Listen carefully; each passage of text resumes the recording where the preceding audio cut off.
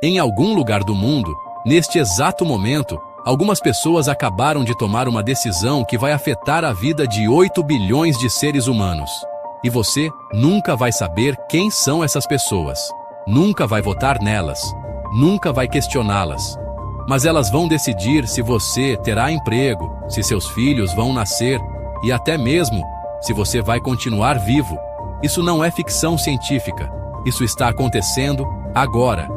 Existe um grupo de famílias que controla mais riqueza que 4 bilhões de pessoas somadas. Elas não aparecem na lista da Forbes. Não dão entrevistas. Não existem oficialmente, mas controlam todos os bancos centrais do mundo. Todas as grandes corporações. Toda a mídia que você consome.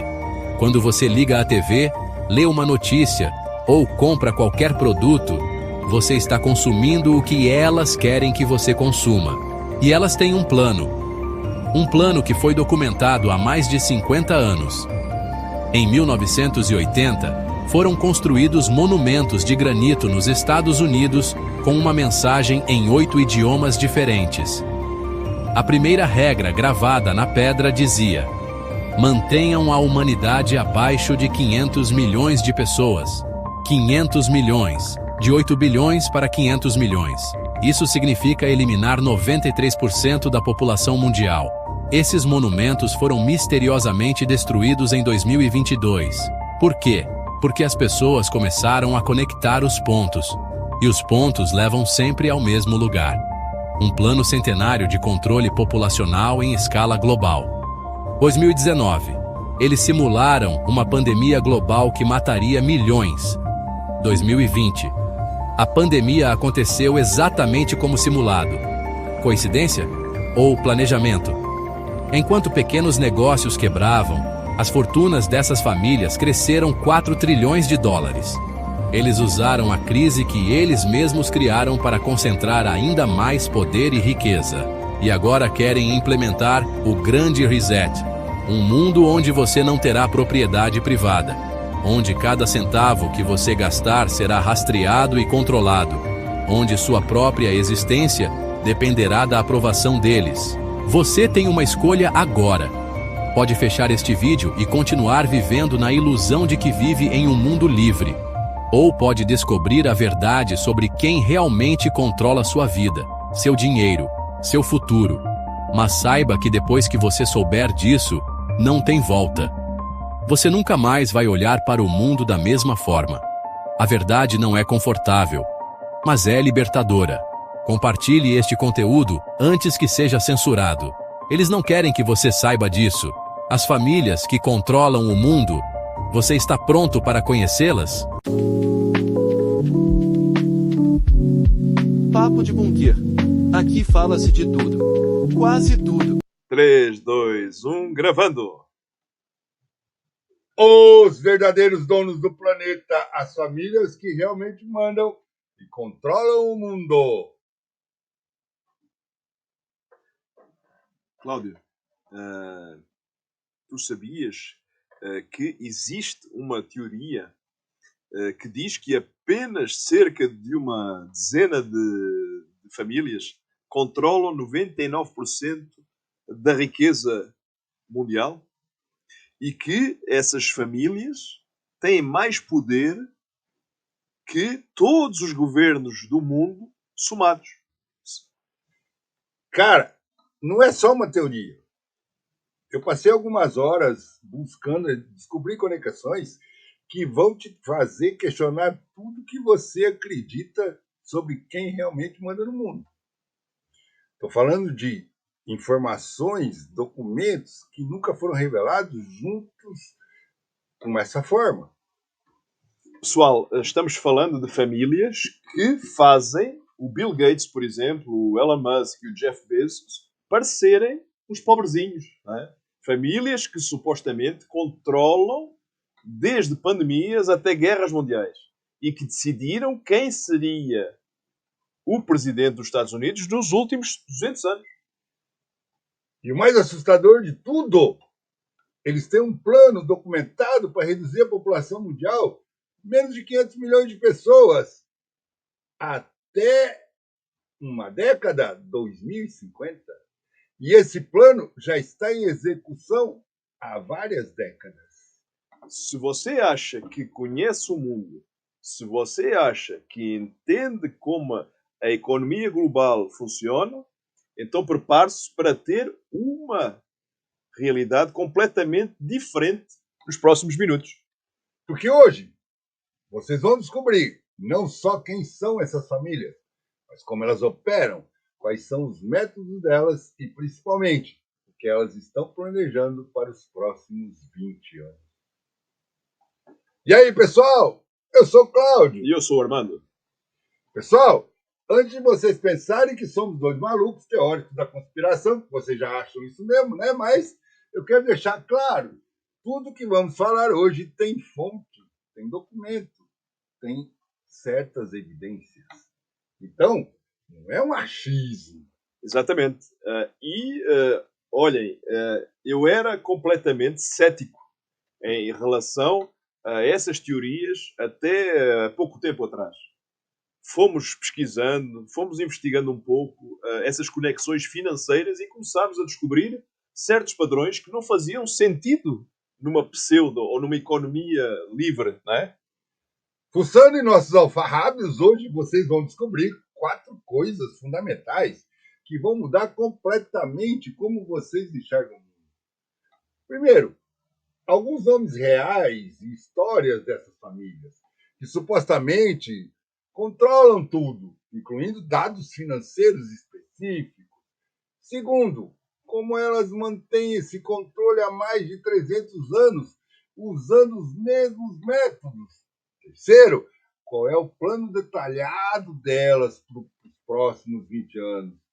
Quarto, o que nós, pessoas comuns, podemos fazer para não sermos controlados. Mas antes de começarmos com essas bombas, entre aspas, não é? Pessoal, se vocês querem conteúdo sem censura, pesquisas que a mídia social tradicional não tem coragem de fazer, porque recebe às vezes publicidade dessas mesmas corporações, deixem o like.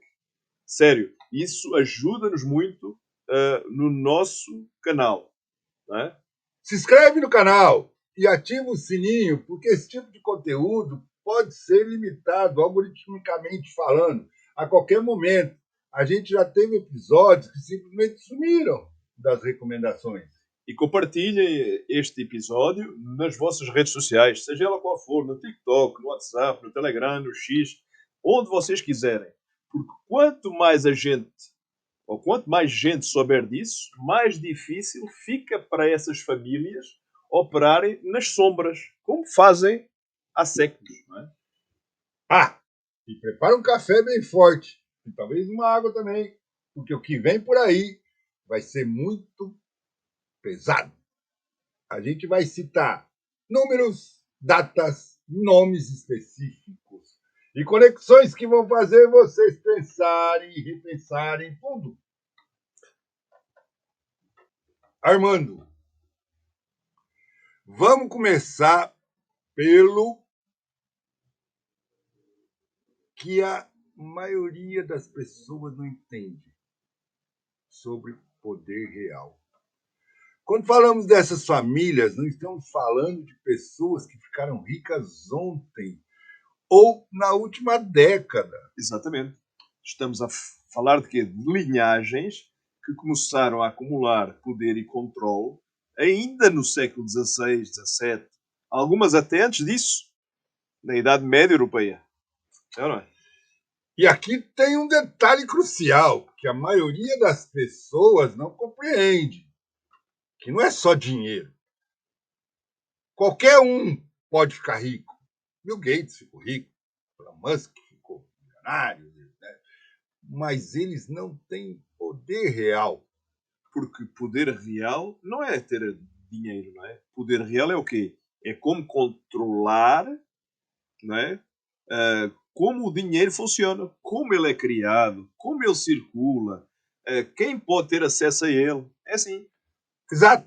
É a diferença entre ser rico dentro do sistema e controlar o próprio sistema. E essas famílias controlam 3 pilares fundamentais: o sistema financeiro mundial, o sistema de informações e o sistema político global. Eu preciso fazer uma pergunta que os nossos espectadores devem estar pensando. Tu realmente acreditas que essas famílias conseguem controlar o mundo inteiro? Por exemplo, o mundo tem cerca de 8 milhões de pessoas, 195 países, não é? Armando, eu era completamente cético em relação a isso. Mas quando você começa a investigar as conexões, por exemplo, sabia que a família Rothschild literalmente controlava as informações que chegavam aos mercados financeiros europeus no século XIX? Detalha mais um pouco para os nossos espectadores.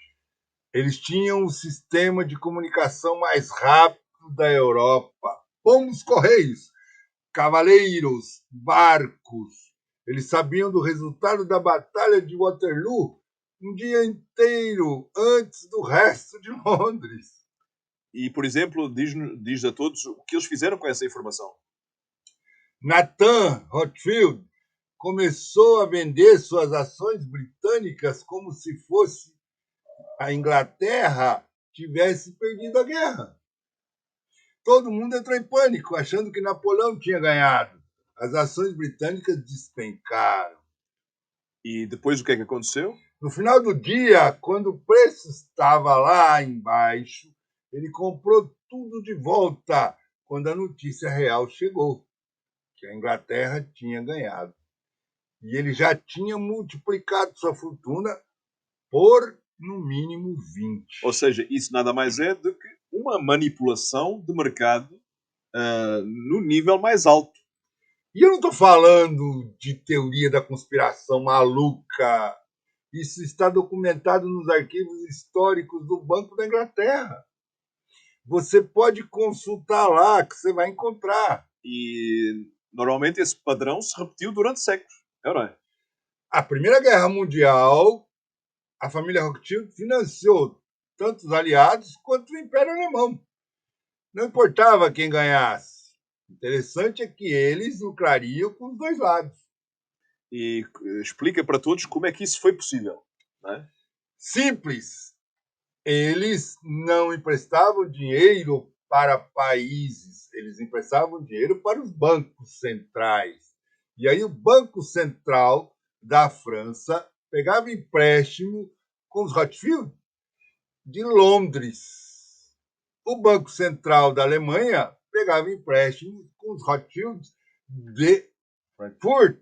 Ou seja, eles ganhavam independentemente de quem ganhasse a guerra. E mais, quanto mais longe o cara fosse, ou mais cara fosse a guerra, os países precisavam endividar mais. E aí os juros eles iam recebendo. Isso sempre foi uma questão diabólica, não é? Segunda Guerra Mundial foi a mesma coisa. Você sabia que as empresas americanas, controladas por essas famílias, forneceram materiais tanto para os aliados quanto para a Alemanha nazista? Aí a coisa pegou. Exatamente. A IBM forneceu sistema de computação que os nazistas usaram para catalogar prisioneiros nos campos de concentração. Ford forneceu caminhões para a Wehrmacht alemã. Standard Oil vendeu combustível para a Luftwaffe. E essas empresas não eram sequer controladas por essas famílias diretamente. Era ou não era? Não diretamente, mas através de uma rede de investidores, acionistas e fundos que, quando você vai rastreando, sempre chegam às mesmas fontes familiares. E explica para todos como isso funciona hoje, né? Hoje é muito mais sofisticado. Eles não precisam ser donos diretos. Eles só controlam através de gestores de investimentos gigantescos. Estamos a falar, por exemplo, das corretoras globais, né? BlackRock, a Vanguard, a State Street. É isso aí. Essas 3 gestoras sozinhas controlam mais de 20 trilhões de dólares em ativos. Então, cara, para você ter uma noção, Isso é mais que o PIB dos Estados Unidos. E diz para todo mundo saber quem é que controla essas gestoras. Aí que a história começa a ficar interessante. Oficialmente, são acionistas diversos, mas quando você vai cavando fundo, descobre fundos familiares, trusts, fundações que sempre remontam às mesmas linhagens. E explica a todos porque é que isso seria um problema, não é? Porque essas três gestoras são as maiores acionistas de praticamente todas as grandes corporações do mundo. Olha lá, Coca-Cola, Pepsi, McDonald's, Apple, Microsoft, Google, Facebook, tudo está ali. Exatamente. Então, mesmo que essas empresas sejam concorrentes umas das outras, por trás delas têm praticamente sempre os mesmos donos. Essa é que é a conversa. Por isso que você vem na coordenação entre empresas que teoricamente deveriam estar competindo. Por exemplo, por que todas as Big Techs implementaram as mesmas políticas de censura ao mesmo tempo durante a pandemia? Porque exatamente os verdadeiros donos, os reais donos, são sempre os mesmos. É ou não é? E isso nos leva a um ponto principal. Se você controla o sistema financeiro, você automaticamente controla tudo que depende de financiamento. Como, por exemplo, os governos. Porque todos os governos dependem de financiamento. É ou não é? A mídia depende de publicidade e investimento. As corporações dependem de crédito e mercados de capitais também. As universidades dependem de financiamento para pesquisa e para tecnologias diferenciadas. Então, eles não precisam ser uma organização secreta, reunida, por exemplo, numa sala escura, com capuzes, planejando dominar o mundo. Eles só precisam proteger os próprios interesses econômicos e familiares, que acabam moldando o mundo inteiro. Mas aqui eu preciso questionar para que os nossos espectadores entendam. Não seria natural que famílias ricas há séculos continuem ricas? Isso não seria apenas o capitalismo funcionando? Boa pergunta. Mas a resposta é: quando a riqueza vem acompanhada do poder de criar as regras do jogo, explica detalhadamente. Uma família rica normal joga pelas regras existentes. Essas famílias criam as regras, elas influenciam leis, políticas monetárias, regulamentações. Então, elas não são ricas, não são só ricas, não é? Dentro do sistema, elas controlam o próprio sistema. E é por isso que elas conseguem se manter no poder há 300 anos. Enquanto impérios, países, governos sobem e descem, eles estão ali. Mas espera um pouco, porque vai ficar mais interessante ainda.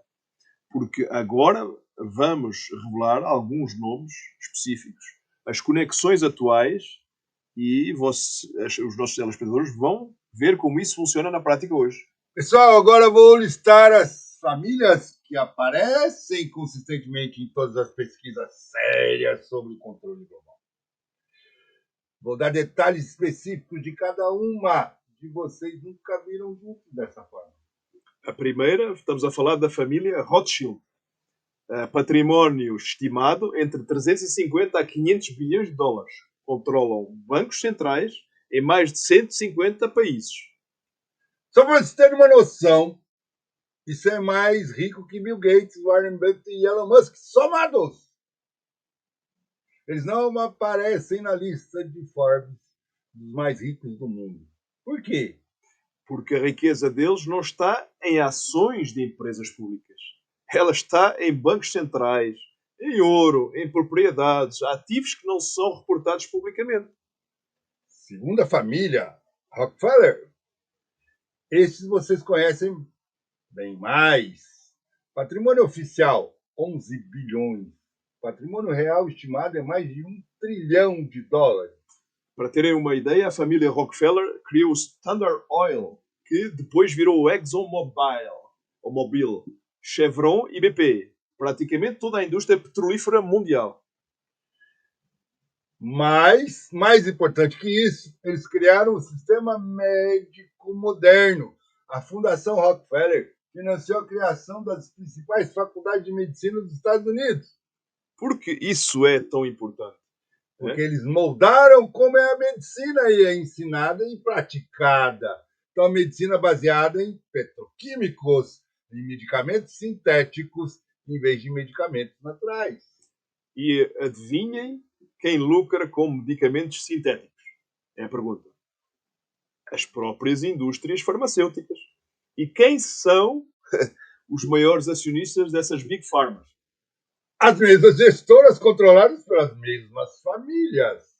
Terceira família, qual seria? Seria, ou vai ser, DuPont. A DuPont tem um património estimado de 15 bilhões oficiais. Mais de 100 bilhões de reais. A família DuPont controlou a indústria química americana por mais de 200 anos. Eles criaram o nylon, o teflon, o Kevlar. E também criaram, além disso, pesticidas, herbicidas, produtos químicos que hoje descobrimos que causam o quê? Câncer, problemas hormonais e outros, não é? A quarta família é bem conhecida, é Kennedy. E aqui, Armando, é onde fica o controvérsia. Detalha mais um pouco, Cláudia. Kennedy, a família do presidente americano que foi assassinado. Sim e não. A família Kennedy fazia parte desse grupo originalmente, mas existem teorias muito bem fundamentadas que dizem que John Fitzgerald Kennedy foi assassinado justamente porque estava tentando quebrar esse sistema. Tu estás a falar daquela ordem, não é? Daquela ordem que é a executiva 11.110, não é? Exatamente. Em 4 de julho de 1963, Kennedy assinou uma ordem executiva que daria ao governo americano o direito de imprimir dinheiro sem passar pelo Federal Reserve. E que, por isso, é revolucionário. Porque o Federal Reserve, que a maioria das pessoas pensa que é uma instituição do governo americano, na verdade é um banco privado, controlado por bancos privados. E detalha para os nossos espectadores quem são os donos desses bancos privados. As famílias que estamos discutindo. Rothschild, Rockefeller, Morgan. Então, podemos dizer que Kennedy estava tentando tirar o controle da moeda americana das mãos dessas famílias. Exato. Ele foi assassinado em novembro de 1963, 5 meses depois de assinar essa ordem. A primeira coisa que Lyndon Johnson fez ao assumir foi revogar a Executive Order de 11.110. Seria uma coincidência? Não é? Você decide. Mas continuando. Quinta família, Russell. Sexta, Bundy. Sétima, Collins. Essas são famílias menos conhecidas publicamente, mas que controlam fundações de universidades think tanks. A família Russell, por exemplo, ela criou a Skull and Bones, a sociedade secreta da famosa Universidade de Yale, não é? Da qual fizeram parte, por exemplo, o George Bush pai, George Bush filho, o John Kerry, por exemplo. Oitava família, Freeman. Nona, Lee. Décima, Onassis. Sim, a família de Jacqueline Kennedy, depois que ela casou com Aristóteles Onassis. Exatamente. 11ª, Van Duyen. 12ª, os chamados Merovingios, que alegam descendência dos reis franceses medievais. E a 13ª, as linhagens de alguns pesquisadores chamam de Illuminati Bloodline, que seria uma mistura de várias famílias aristocráticas europeias. Mas, Cláudio, eu preciso fazer o papel de advogado do diabo, novamente. Essas listas variam dependendo do pesquisador. Alguns incluem o Morgan, outros incluem o Astor e outros incluem o Warburg. Não é? Verdade. Mas Sabe por que que muitas dessas famílias casaram entre si ao longo do tempo? Então vocês têm situações onde pessoas representam várias linhagens ao longo do tempo. E algumas famílias mudaram de nome, subdividiram, criaram fundações também. É ou não é? Exatamente. Aí que é importante, porque esses nomes não são específicos, mas entender o padrão. Famílias que mantêm controle através de casamentos estratégicos, fundações, trusts e gestores de investimento. E agora vem a parte que pode chocar os nossos espectadores, não é? Porque nós conseguimos mapear um pouco as conexões atuais, as mais contemporâneas, não é? E é aí que a coisa fica assustadora, não é? Vamos falar de números concretos, né? Pessoal, BlackRock gerencia 10 trilhões de dólares. Vanguard gerencia 8 trilhões de dólares.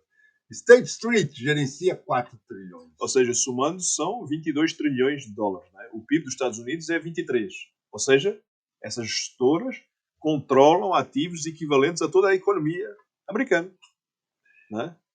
E elas são os maiores acionistas da Apple, Microsoft, Amazon, Google, Facebook, Tesla, Coca-Cola, Pepsi, McDonald's, Walmart, JP Morgan, Bank of America. Ou seja, em outras palavras, controlam tecnologia, a mídia, a alimentação, bancos, todos os setores essenciais da economia. Mas aqui vem o plot twist. Você sabe quem são os maiores investidores da BlackRock? Eu sei que a Vanguard é uma das maiores acionistas da BlackRock. E que são os maiores investidores da Vanguard. A BlackRock também é uma das maiores acionistas da Vanguard. Um circuito fechado. Elas são uma donas da outra. E por trás dessas participações cruzadas, quando tu vês e quando tu começas a investigar os beneficiários finais dos trusts e fundações, não é? Sempre chegam nas mesmas famílias que estamos discutindo. E a pergunta que não quer calar é como elas coordenam tudo isso, não é? Como elas se comunicam e como elas tomam decisões, não é? É aí que entra o Fórum Econômico Mundial. O Concílio, ou Foreign Relations, a Comissão Trilateral, o Clube de Vanguard. Essas são organizações como os conselhos de administrações do mundo. É ou não é? E aí, adivinha quem são os fundadores dos principais financiadores e os membros mais influentes? As mesmas famílias, não é? As mesmas corporações controladas por eles próprios, não é? É ou não é? Por exemplo, Klaus Schwab, né? Quem que é?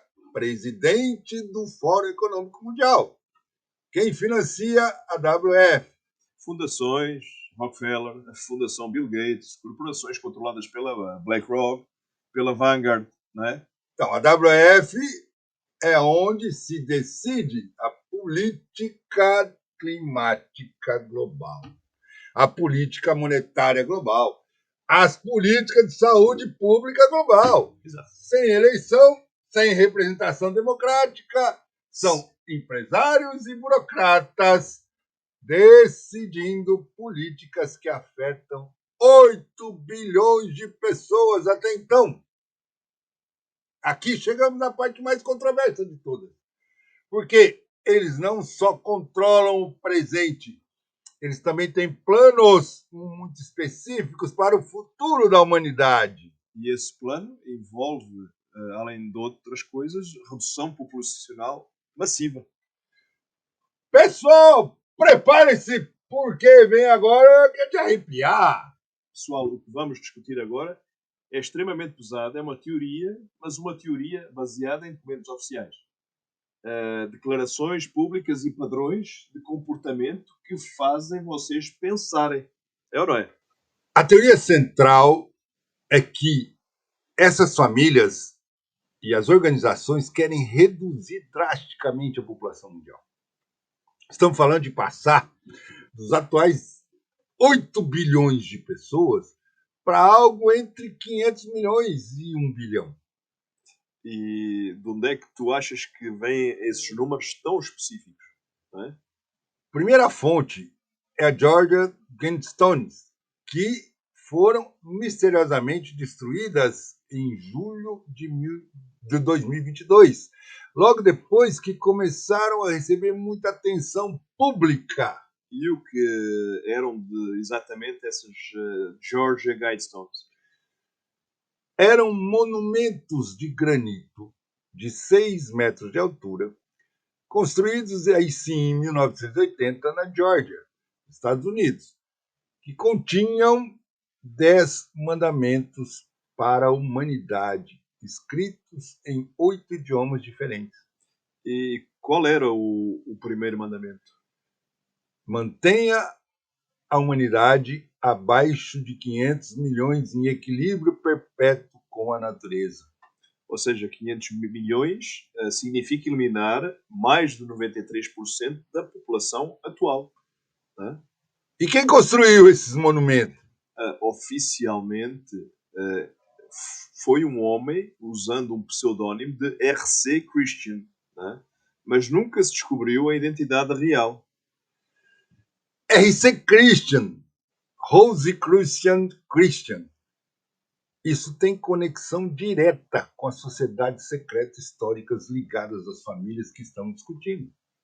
Mas também poderia ser um maluco qualquer que tivesse construído isso, né? Tá, cara, mas esses monumentos custaram mais de 500 mil dólares para serem construídos em 1980. E se a gente ajustar com a famigerada inflação, seria mais de 2 milhões hoje. Não foi um maluco qualquer. E por que razão é que elas foram destruídas em 2022? Né? Oficialmente, uma explosão de origem desconhecida, mas aconteceu exatamente quando esses monumentos começaram a viralizar nas redes sociais, com pessoas fazendo conexões com as políticas atuais. E quais eram esse tipo de conexões? Por exemplo, mandamento número 2 era conduzir a reprodução sabiamente. Orientem a reprodução sabiamente. Isso não lembra você de nada? Ou seja, políticas de controle de natalidade, campanhas também globais de esterilização. Né? Exato. Agora vamos para fontes ainda mais oficiais. Você conhece o Clube de Roma? Explica um pouco para os nossos espectadores o que é isso. O Clube de Roma era uma organização fundada em 1968 que reúne cientistas, economistas, empresários e políticos de alto nível. Em 1972, eles publicaram um relatório chamado The Limits to Growth. E o que é que esse relatório dizia nessa altura? Que o crescimento populacional e econômico era insustentável e que seria necessário medidas drásticas, entre aspas, para controlar ambos.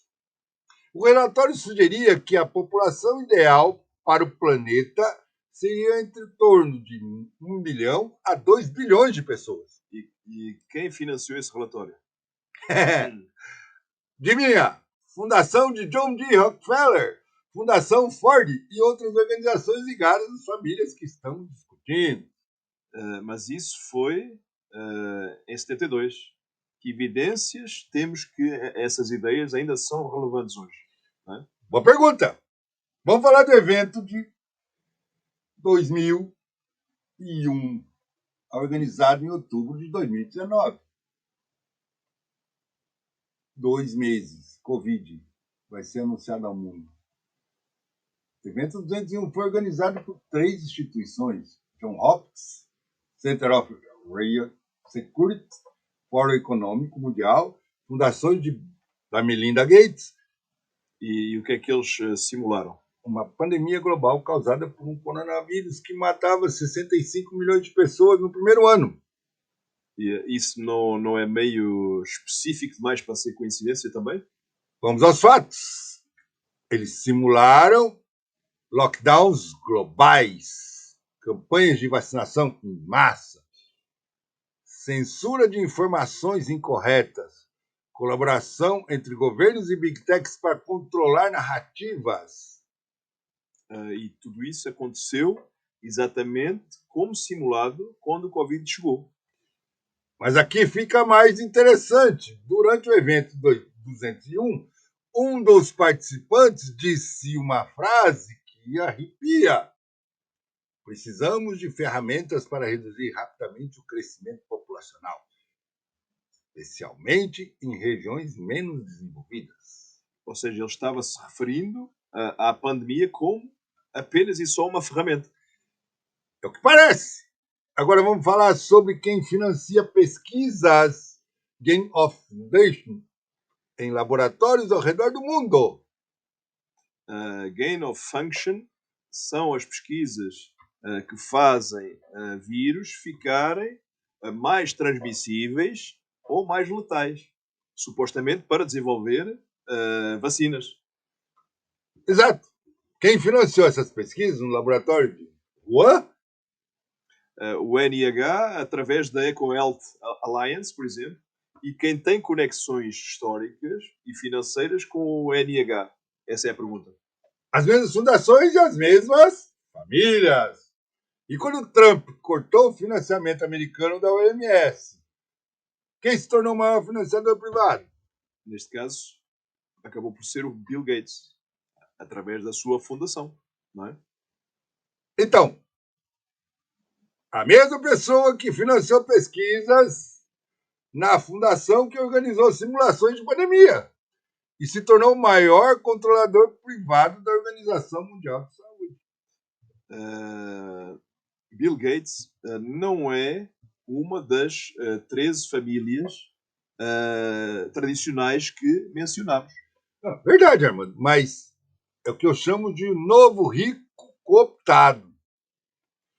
Olha os casamentos dele, os negócios, as fundações, os investimentos, tudo conectado com as famílias tradicionais. E tem até uma frase do próprio Bill Gates que é até um pouco controversa, não é? Em uma certa palestra de 2015 no TED, não é? Ele disse que se fizermos um bom trabalho com vacinas, com cuidados de saúde e serviços de saúde reprodutiva, podemos reduzir a população em 10 a 15%. Ele disse que vacinas e cuidados de saúde poderiam reduzir a população. Não melhorar, não salvar, reduzir. Defensores dele dizem que ele estava falando de reduzir o crescimento populacional, não reduzir a população existente. Não é? Pode ser, mas vamos aos fatos. Desde que as campanhas de vacinação da Fundação Gates começaram na África e na Ásia, houve um aumento significativo de problemas de fertilidade nessas regiões. Tu tens alguns dados que possamos divulgar sobre isso? Vou falar o seguinte. No Quênia, 2014-2015, campanha de vacinação contra tétano financiada pela OMS, a UNICEF, com apoio da Fundação Gates. Depois da campanha, houve aumento de 35% dos casos de infertilidade feminina. E qual é que tu achas que foi a explicação oficial? Que era coincidência, mas laboratórios independentes encontraram o HCG, um hormônio abortivo, nas vacinas aplicadas. Ou seja, o HCG é usado em vacinas contraceptivas para criar infertilidade temporária. Exato. E isso não aconteceu só no Quênia. Filipinas, Nigéria, Índia, mesmo padrão. E isso é extremamente sério, não é? E precisamos também questionar, não poderiam ser efeitos colaterais não intencionais? Cara, uma vez que pode ser acidente, 2 vezes pode ser coincidência. Mas quando o mesmo padrão se repete em 15 países diferentes ao longo de 10 anos, sempre com a mesma organização envolvida, Começa a parecer intencional. Não é? é aqui que entra outro documento chocante, o relatório Kissinger, de 1974, oficialmente chamado de National Security Study Memorandum 200. Henry Kissinger é o ex-secretário de Estado americano. Esse documento, que ficou classificado por 15 anos, identifica 13 países como ameaça de segurança nacional para os Estados Unidos, devido ao crescimento populacional. E quais seriam esses países?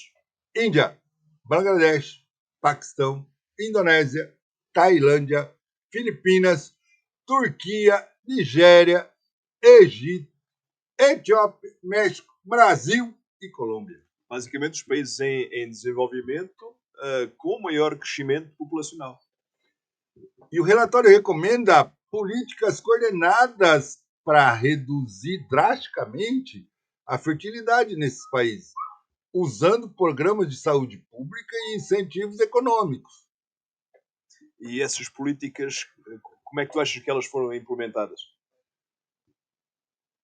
Cara, todos esses 13 países receberam as décadas seguintes massivos programas de ajuda humanitária, focados em saúde reprodutiva, financiados por adivinha quem?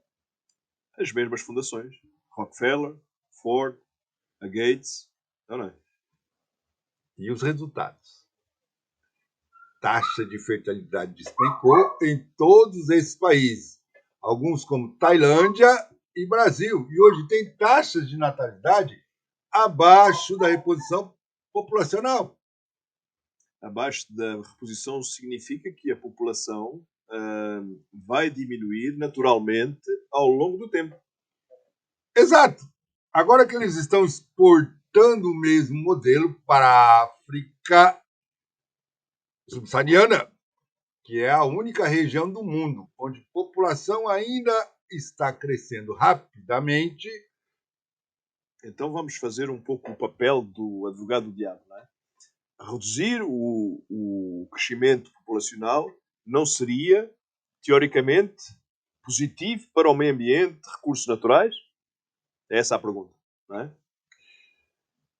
Essa é exatamente a narrativa que eles querem, que eles usam para justificar essas políticas. Olha, eu não sou contra controle populacional, consciente e voluntário.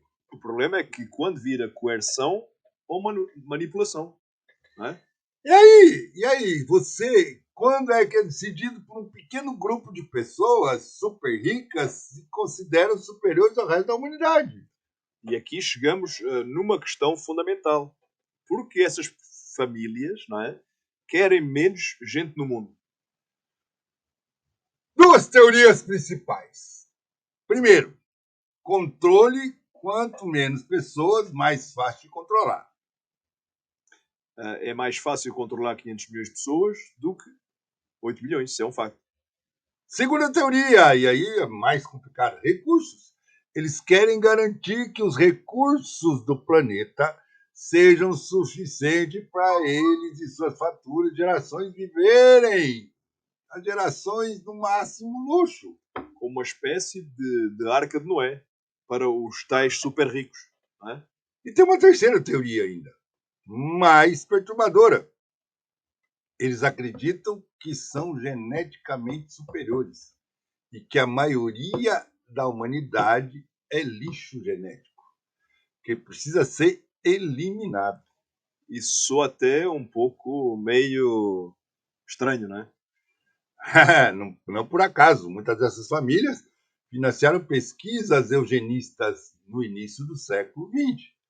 A Fundação Rockefeller financiou o Instituto Kaiser, na Alemanha, onde algumas pessoas desenvolveram suas teorias raciais. E, por exemplo, após a Segunda Guerra, quando a eugenia virou tabu, eles simplesmente mudaram a linguagem. Não é? Em vez de falar em raças superiores, né? Começaram a falar em sustentabilidade ambiental e saúde pública global. Mas o objetivo continuou o mesmo, sempre, não é? Decidir quem vive, quem morre e quantas pessoas podem, de facto, existir. Não era? E agora, pessoal, vamos entrar na parte mais controversial de todas. Como essa agenda está sendo implementada através do que eles chamam de Great Reset. O Great Reset é algo que não é uma teoria da conspiração, não é? É um plano público promovido abertamente pelo Fórum Económico Global, não é? Então, o Great Reset foi oficialmente lançado em junho de 2020, no meio da pandemia, por Klaus Schwab. E o Fórum Económico Mundial, exato. Né? E qual sempre foi o objetivo oficial do Great Reset? Segundo eles, é construir um mundo mais sustentável, equitativo e resiliente. Após a pandemia, soa bonito, né? Sempre são bonitos, né? Sempre é belo, né? O diabo está nos detalhes, né? Isso! Os detalhes são assustadores. O Great Reset tem 3 pilares principais. Primeiro, redirecionar os mercados para resultados mais justos. Ou seja, traduzindo, maior controle governamental e corporativo sobre a economia. Né? Segundo pilar, garantir que os investimentos promovam objetivos compartilhados.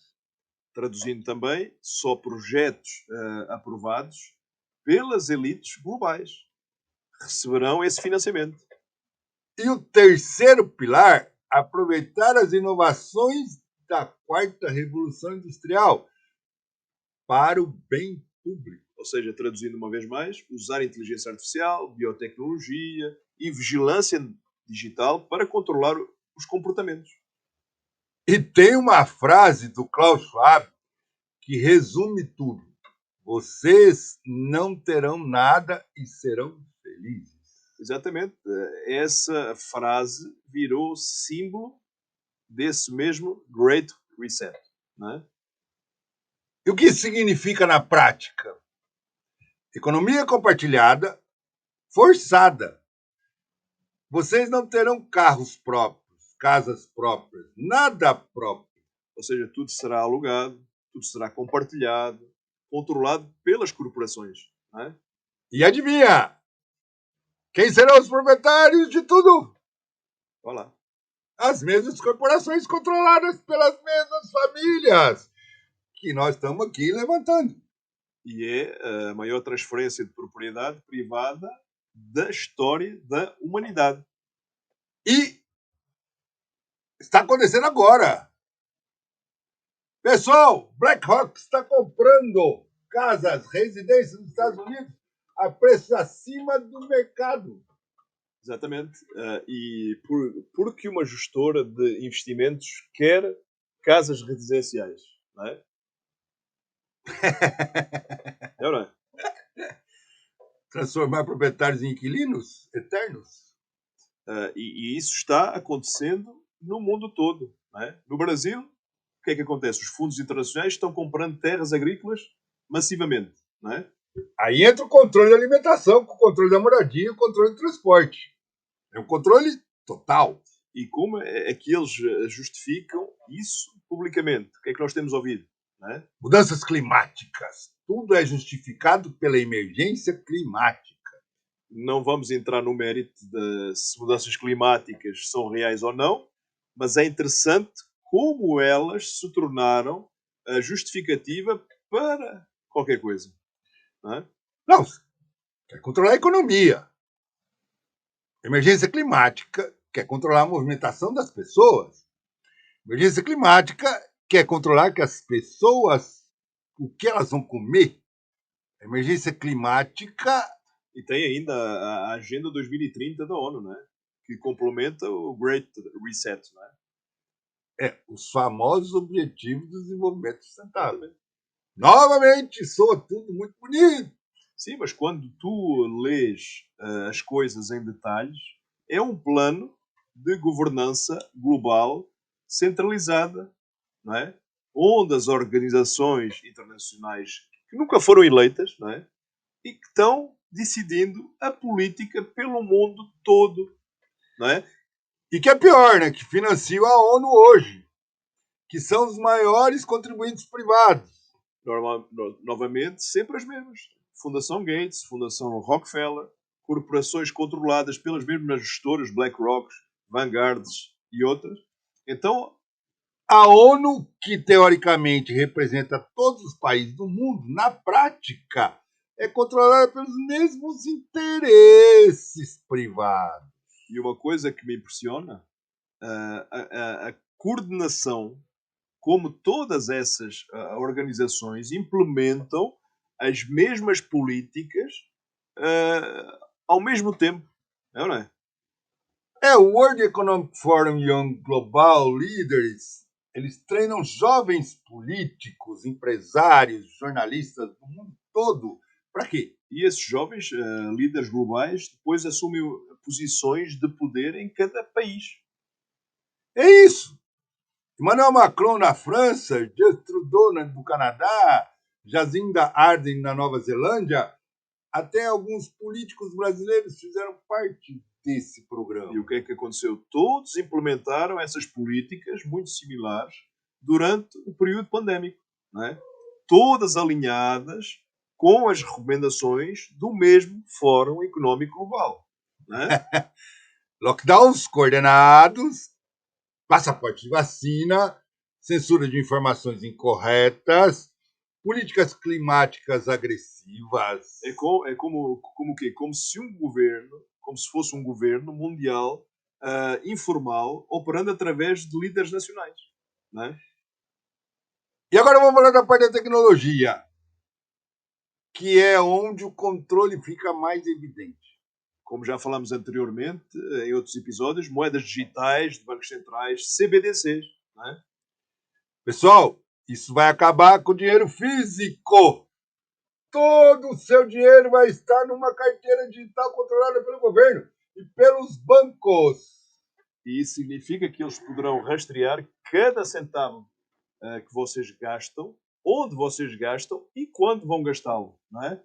Mais que isso, eles poderão impedir você de gastar se você fizer algo que eles não aprovam.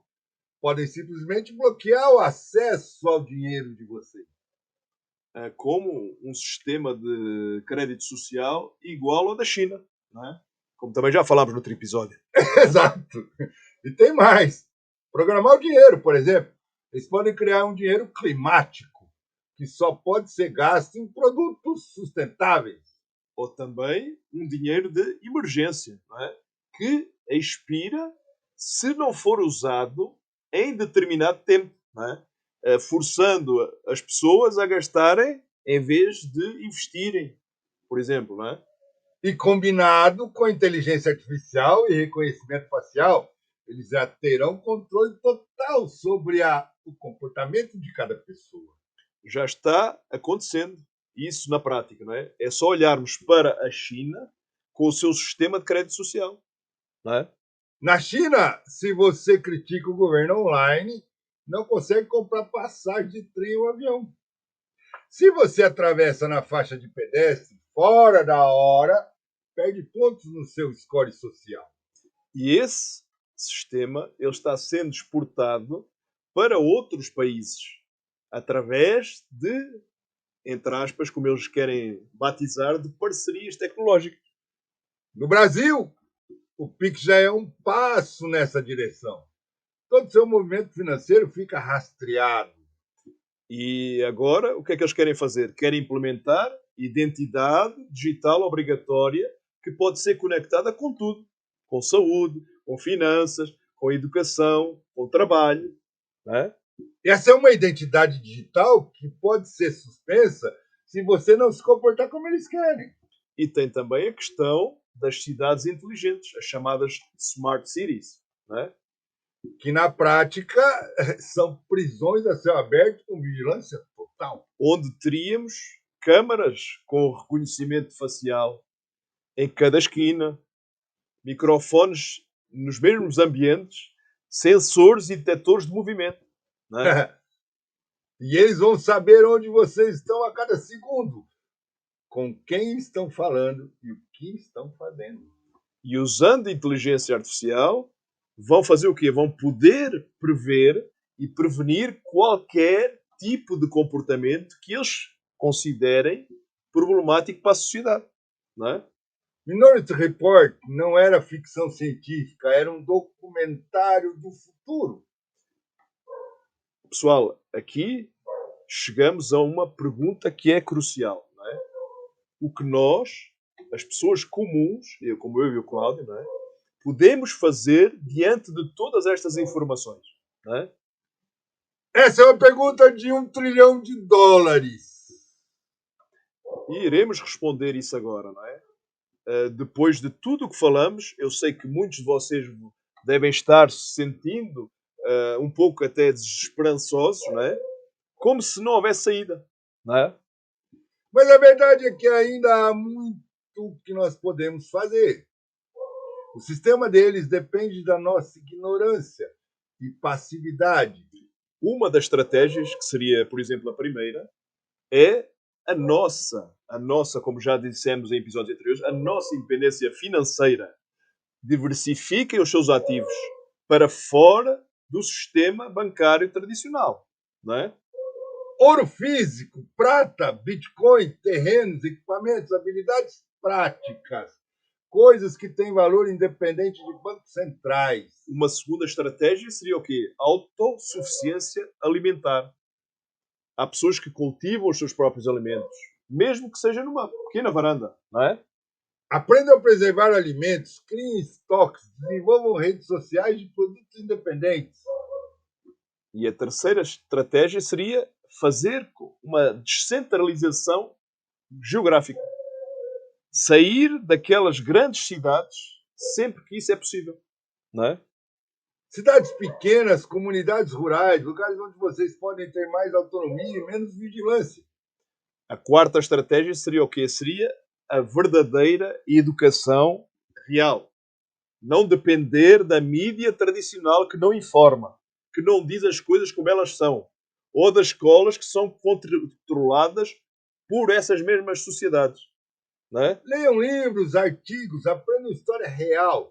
Desenvolvam pensamentos críticos, ensinem seus filhos em casa. A quinta estratégia seria o quê? Seria redes, implementação de redes de apoio mútuo. Construir comunidades de pessoas que pensam de forma similar. Não é? Em tempos difíceis, quem tem comunidade sobrevive. Quem tenta enfrentar sozinho não tem chance. A sexta estratégia seria, entre aspas, uma desobediência civil inteligente. Não quer dizer que não sigam as ordens, não é? Mas não podem seguir ordens ilegais ou imorais, mesmo que sejam oficiais. Mas façam isso de forma inteligente e organizada, não de forma impulsiva que só prejudica vocês. Sétima estratégia. Precisamos sempre de proteger os nossos dados. Podemos utilizar VPNs, podemos utilizar criptografia, comunicação descentralizada para nos ajudar, não é? A gente tem que parar de alimentar o sistema de vigilância voluntariamente, através das redes sociais. E a estratégia mais importante de todas estas é partilhar estas informações, disseminar estas informações, compartilhem conhecimento, não é? Quanto mais pessoas acordarem para o que está acontecendo, mais difícil fica para eles implementarem os planos deles. Mas tem um porém. É preciso ter cuidado com como é que vamos fazer isso. Não sejam demasiadamente agressivos ou conspiratórios. Usem fatos, documentos, evidências, não é? E foquem em pessoas que já estão questionando o sistema. Não gastem energia tentando acordar quem não quer acordar. Agora vou deixar-vos uma pergunta que sempre recebemos. Isso não é perigoso? Eles não vão vir atrás de quem fala essas coisas? Ora, mano, eles têm método muito mais eficiente de perseguição direta, censura algorítmica, desmonetização, ridicularização, né? Eles preferem nos tornarem irrelevantes do que nos tornarem mártires. É sempre essa a tática. Por isso é importante construir múltiplas fontes de renda, múltiplas plataformas, múltiplas redes de apoio. E tem uma coisa que é muito importante. Eles não são os todos poderosos. Ninguém é Deus. Deus é só um. Se fossem, não precisariam de toda essa manipulação e propaganda. Era ou não era? Verdade, eles dependem do nosso consentimento, da nossa participação voluntária no sistema deles. Ou seja, se uma massa grande, expansiva, crítica de pessoas simplesmente parar de obedecer, o sistema deles começa a colapsar, não é? E já há sinais disso acontecendo. Olha a resistência aos lockdowns, aos mandados de vacina, às moedas digitais. Muitos países tiveram que recuar de políticas autoritárias por causa dessa mesma resistência popular, não é? O problema é que eles aprendem com os erros e voltam com estratégias mais sofisticadas. Por isso, a resistência, a nossa resistência, também precisa sempre estar evoluindo, sempre se sofisticando, não é? E aqui eu quero deixar uma coisa clara, pessoal. Não estamos pregando violência ou revolta. Estamos pregando a não cooperação inteligente. A violência é exatamente o que eles querem, porque dá punição. Seria a desculpa perfeita para implementar um Estado policial total. Era ou não era? A resistência mais eficaz é a pacífica, já dizia Gandhi, mas determinada. É construir sistemas paralelos independentes deles. Essa mesma economia paralela, essa mesma educação paralela, essa mesma comunicação paralela, essas mesmas comunidades paralelas. Sempre assim. E tem uma última estratégia que pode parecer estranha, mas é importante. O desenvolvimento espiritual. Explicando isso melhor, não é? Esse sistema, ele de uma forma ou de outra, controla você ou funciona através do medo, da divisão, da materialidade excessiva. Pessoas espiritualmente centradas são mais difíceis de ser manipuladas. E aqui não estamos falando de religião ou filosofia específica. É completamente independente. Temos que ter uma base espiritual sólida, seja qual for, para dar uma perspectiva e coragem. E conecta vocês com algo maior que vocês mesmos e que é essencial para resistir às pressões sociais, à resiliência. Agora, pessoal, uma pergunta que sempre surge, e se estivermos errados? E se isso tudo for paranoia? Não é? Sempre é lançado. Armando, mesmo que estejamos 50% errados, mesmo que estejamos exagerando, as estratégias que sugerimos ainda são positivas. Ter independência financeira é bom de qualquer forma. Ter autossuficiência alimentar é bom. Ter comunidade também é bom, não é? Ter pensamento crítico, privacidade digital, desenvolvimento espiritual, tudo isso melhora a vida de vocês, independente da conspiração. Então, vocês não perdem nada seguindo essas estratégias. E irão sempre ganhar muito em qualidade de vida e segurança. E se estivermos certos, vocês estarão preparados para o que vier. Como dizem os gringos, better safe than sorry. Ou, como dizem no nosso brasiliense, não é? Melhor prevenir do que remediar, não é? Pessoal, estamos chegando ao final desse episódio que vai marcar época. Eu quero deixar uma reflexão final para você. Durante séculos, a humanidade ela aceitou o quê? Aceitou reis, aceitou imperadores, ditadores, que diziam o quê? Diziam ter direito divino de governar sobre todos os outros. Era ou não era? E hoje essas mesmas famílias que sempre quiseram governar o mundo simplesmente mudaram a roupagem. Em vez de coroas, usam ternos. Em vez de exércitos, usam corporações. Mas, no fim das contas, o DNA é sempre o mesmo, não é? Um pequeno grupo de pessoas que se consideram muito superior, decidindo o destino de bilhões de pessoas. A diferença é que hoje nós temos ferramentas que nossos ancestrais não tinham.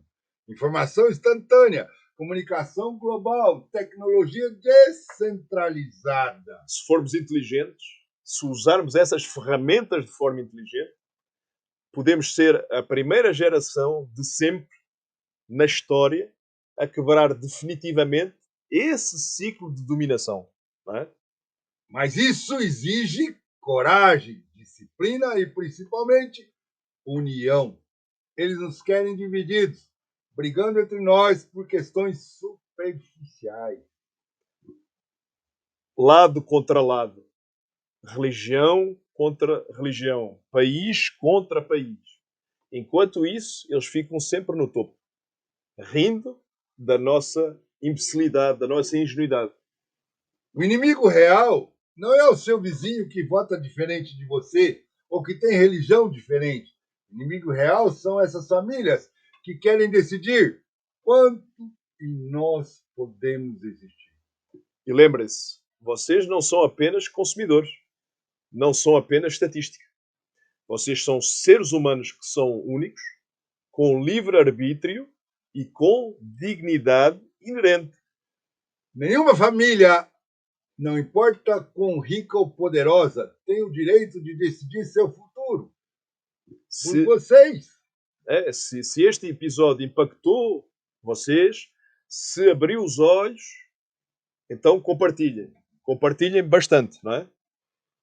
Porque cada pessoa que acorda é uma vitória contra o sistema de controle deles. E, por favor, se inscrevam no canal, ativem o sininho, porque vamos continuar pesquisando e expondo tudo o que a gente vai encontrando. Sem censura, sem medo, sem qualquer problema. O próximo episódio vai ser sobre como eles controlam a mídia mundial e criam narrativas globais coordenadas. Talvez. Vocês vão ficar chocados. Até lá, cuidem-se, protejam as suas famílias, construam suas redes de apoio e, principalmente, não fiquem subservientes. Nunca parem de questionar. É esse o nosso direito.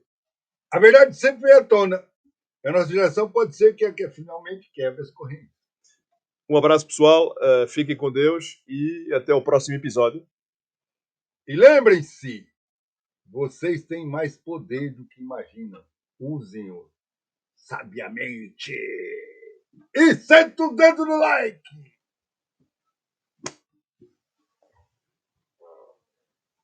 Enrolou, mas...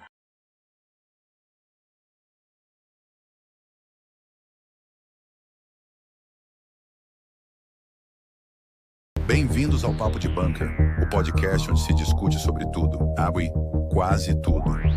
Prepare-se para mergulhar em conversas provocadoras, com temas que vão do cotidiano às questões mais profundas da sociedade. Com suspense e estilo único, este é o seu novo espaço de reflexão e debate. Inscreva-se agora em youtube.com/papodebunker e venha fazer parte do Bunker.